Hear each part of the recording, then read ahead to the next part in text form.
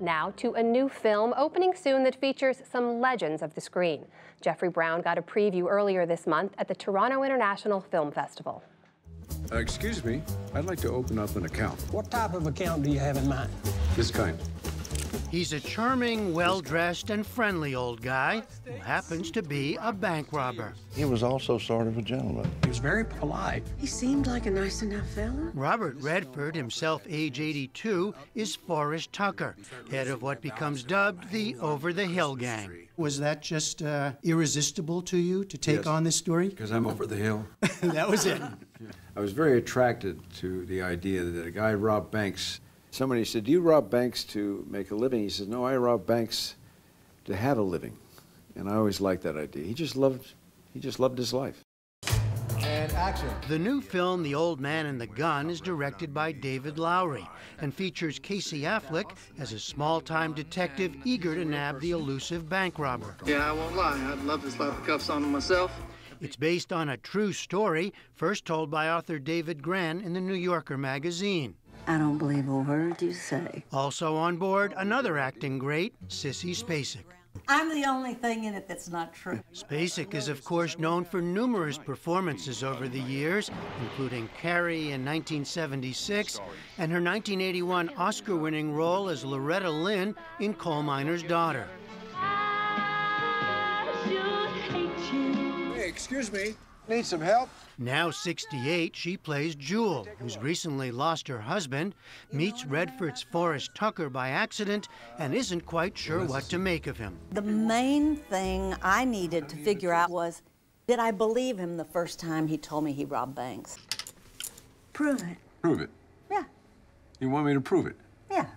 I just thought that was a line. You know, I just thought he was trying to be cute and funny, which he was being cute and funny. Yeah, but it's kind of a weird pickup line, but he's a charmer. But it worked. There's also in this film a lot, especially in your character, the idea about getting away with something, you know, getting away with it. That's always been appealing to me. Why is it appealing? It's just fun to try to get away with something. I think it's just a fun concept. You know? Yeah, particularly if it doesn't get dark or harsh. The whole idea of this film was whatever these characters were doing, they had fun. And that I like that idea, particularly in these dark times that we're living in. We're living in such dark times. And one of the other appealing parts of this film was that it's a film that during these dark times brings a nice light into something. It's very upbeat, and I think that's pretty healthy right now. This movie is a real meditation on aging, is it not? I mean, both of your characters, how to age gracefully, what to do as you age. I don't spend a lot of time thinking about that. You don't? No, not about aging. No. Yeah. So therefore, whether I'm graceful or not, I just don't want to think about it. But when you have to play a character... I think the character doesn't think about it either. He just goes about what he loves doing. Do you think about it? I'm a woman, of course I think about it. Yeah. It's a bummer. No, actually, I think this is just one of my favorite times of my life. You know, we get respect. It's amazing. Isn't that nice? It's so nice. Getting old is it's not so bad. In fact, the two have never before acted together. You know what I do when the door closes? I jump out the window. But on screen, under director David Lowery, they have an easygoing, natural chemistry. And in person with us, egg each other on. We had so much fun when we were doing that scene in the diner. Tell me what that is, then. My style? Yeah. Okay, well, let's take this place. This place is not my style. The first day we worked on it, we did it in little tiny pieces, and it was just kind of driving us crazy. The next day we came back to that, and we finally said, David, can we do it all in one? All in one, yeah. Oh, yeah.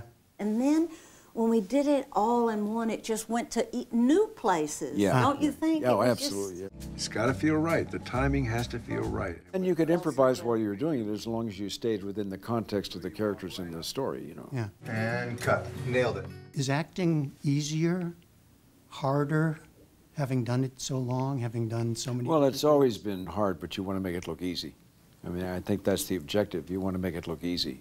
And sometimes you just get swept away. And I think it's like when the scene plays you, And then when you finish, they go, okay, let's do that again, do the same thing. And I'm thinking, Well, yeah, what happened? Where am I? I don't know what to do. You live for those moments Yes. where you're swept away and you lose yourself in the moment and in the scene. Along that line, being in the moment is part of what being an actor is, to be in the moment. Mm-hmm. If you're really in the moment, that means things are going to be just loose enough for you to improvise if you have to, you know, if you're in the moment. As long as the moment's real. You just walk in, real calm. In The Old Man and the Gun, Robert Redford, the actor, plays a man who just can't stop doing the one thing that gives him life, even if it is something that lands him in jail every so often. But Redford, the man, has announced this will be his final role. He's going to stop. We'll have that part of the conversation in our next report. For now, I'm Jeffrey Brown from the Toronto International Film Festival.